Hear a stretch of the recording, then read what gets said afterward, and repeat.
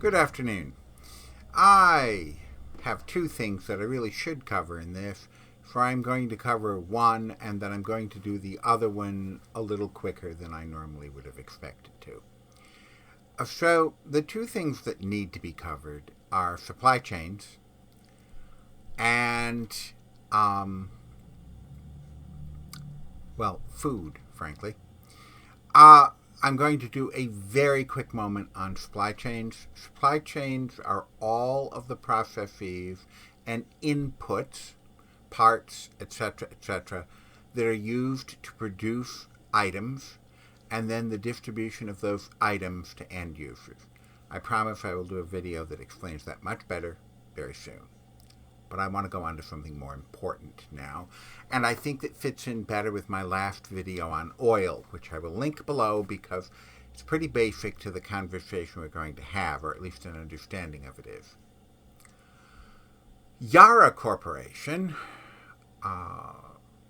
2 days ago, declared that they would do a 40% cut in ammonia production. Other major ammonia producers followed them, announcing cuts of various size. Now, Yara is in Norway. Others are wherever they are. Almost immediately thereafter, both China and Russia announced strict quotas on how much ammonia and how much fertilizer they would allow exported.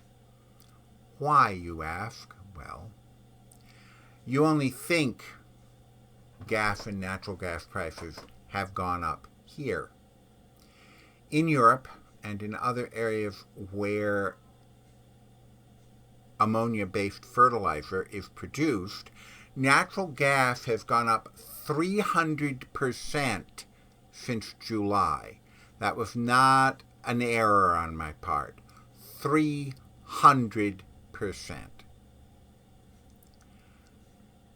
Ammonia is produced from methane. Ammonia is required for fertilizer. Therefore, cuts in ammonia production cut production of fertilizer. And in case you wondered how much year over year this was, the CEO of Yara, who is a very decent man, who has done a lot of good, the CEO of Yara announced that in October of last year, 2020, they could produce a ton of ammonia-based fertilizer for $100. Now they can produce a ton of ammonia-based fertilizer for $1,000.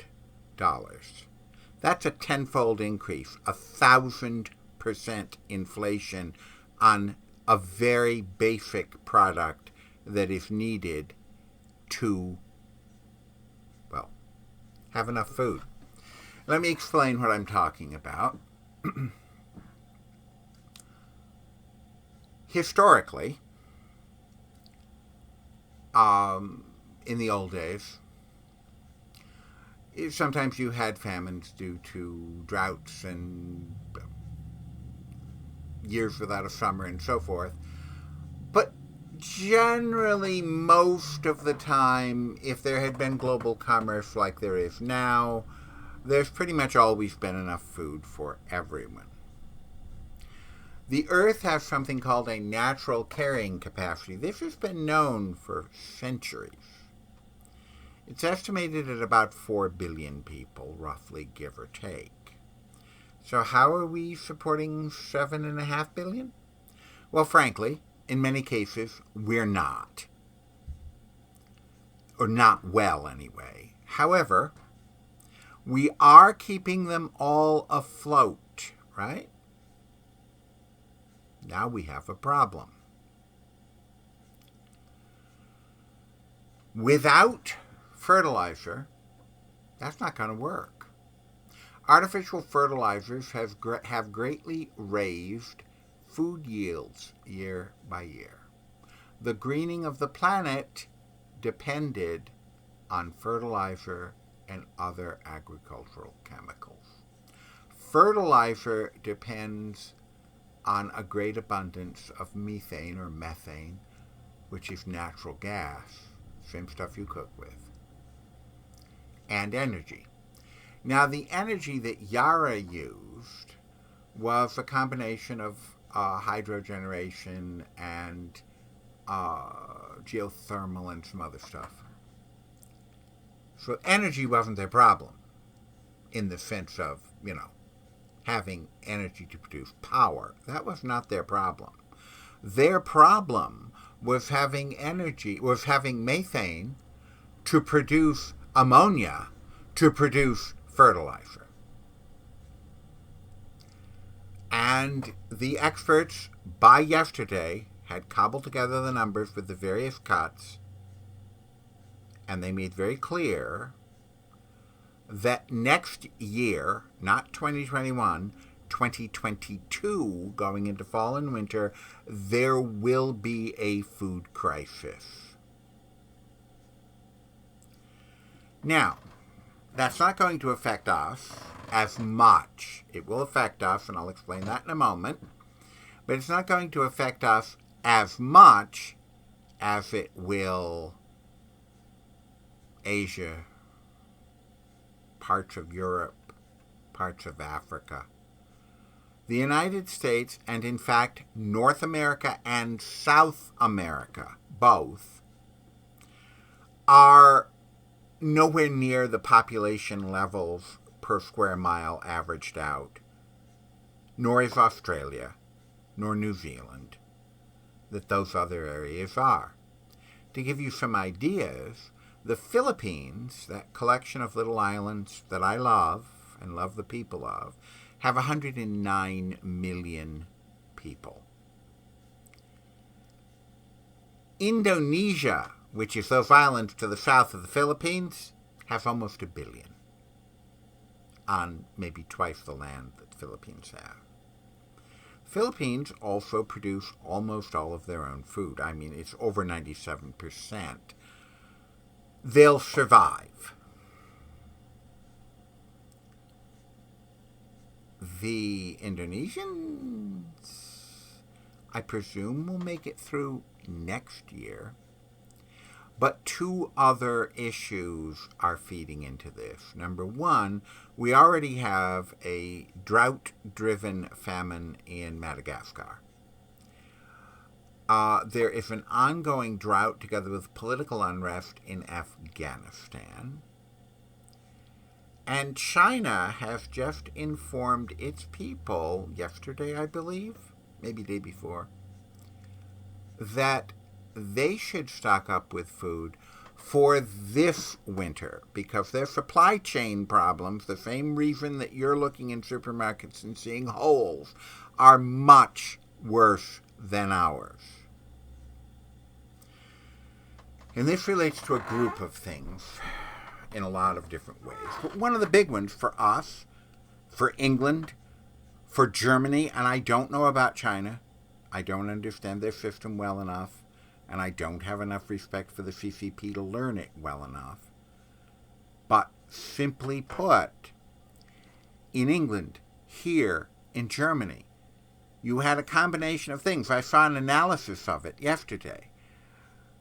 Lots of people died of COVID. Several 100,000 of them are still in the workforce.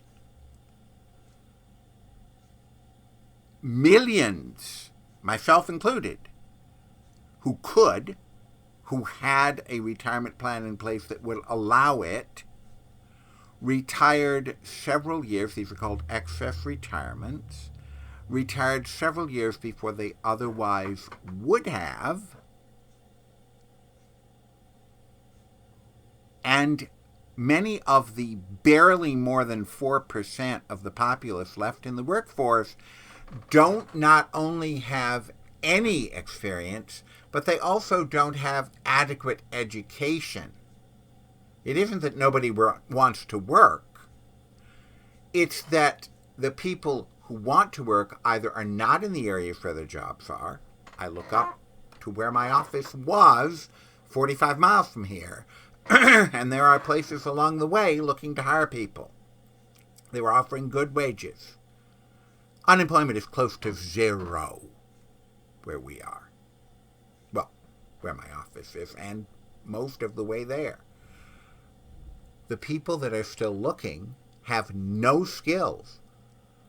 Okay, so there's a factory looking for people, a paper production factory. Do you actually think they're going to take a 19-year-old who's never worked, who doesn't have an education because they chose not to go to college, doesn't have a knowledge of paper production, and can't pass their drug test? They're not. And they've been advertising for months. It isn't some nefarious thing. It is simply supply and demand. If I'm going to hire somebody to work in my factory, they don't have to have experience in that specific field, but I do want them to be drug-free. And I do want them to be capable of learning the skills. And they're offering, that particular factory that I'm talking about up there is offering $20 an hour for effectively apprentices. But the people that are trying for it aren't passing the drug tests. When we're below 4% unemployment, below what they used to call the reserve army of the unemployed, or the pool of the unemployed that economists said were caused by the natural rate of unemployment, right up until under Obama we started dipping under what they had said was the natural rate of unemployment. Well, I'll tell you something, we're back there. Because the jobs that are left open, at least in our area, are jobs that the few people that are still looking can't fill. And people aren't ready to move yet. That will happen. But even if everyone moved, we have 10.5 million open jobs and 6.5 million people still looking. You can't fill them all. It's impossible. And that's happening globally. So you have supply chains, Germany and England and here, that aren't functional. And you have corporations that are not responsive. And you have natural gas prices going up 1,000% in a year, 300% since July, creating a situation where it is not possible for enough food to be grown as of next year. These are things that, again, when I gave the lecture, I mentioned in the one on oil, when I taught, in fact, I even think I mentioned it in there. Oil is also necessary for agriculture, fertilizer, natural gas, oil, etc. So, here we are short on fertilizer, and that's a matter of life and death. Let me repeat as I close this. We need to speed into production things like solar-powered container ships. They would be slower, but most goods can go slowly. We need to, frankly, we have ships waiting at the port of, all the Western ports for months. We have approached, the Biden administration has approached the owners of these ports and begged them to open 24/7, and with one exception, they refuse.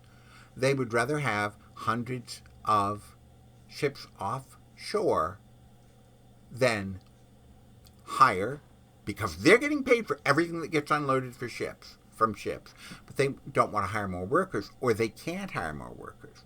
So the Secretary of Transportation has floated using troops. And frankly, I think that's the short-term answer. But nothing is going to easily solve the situation with fertilizer. We will probably have enough. South America really doesn't need it. Your garden will be fine. But globally, we may well see those billions I talked about starving in my last video due to peak oil, starving more quickly than I thought. I'm going to have this captioned in Spanish by a friend of mine. People have to be aware, and I know these videos are not fun, and I understand that people want fun videos, and these are them, and I'm sorry, and I'm a talking head, and all of this, but we need to act. I and some colleagues are going to write a white paper for submission. Is anyone going to listen? I don't know, but we're going to write a white paper for submission to the government. There needs to be leadership. There needs to be leadership now. We need to act beyond futter the parties. We need to act for the good of American citizens and the citizens of the world. The next one will be on the supply chains in general, and it will probably be equally as boring. But please listen, we need to be functioning on factual knowledge, not guesses, lies, and YouTube pundits that actually don't know what they're talking about. I can honestly say I do. I've been talking about it for decades. Thank you very much. Have a good day.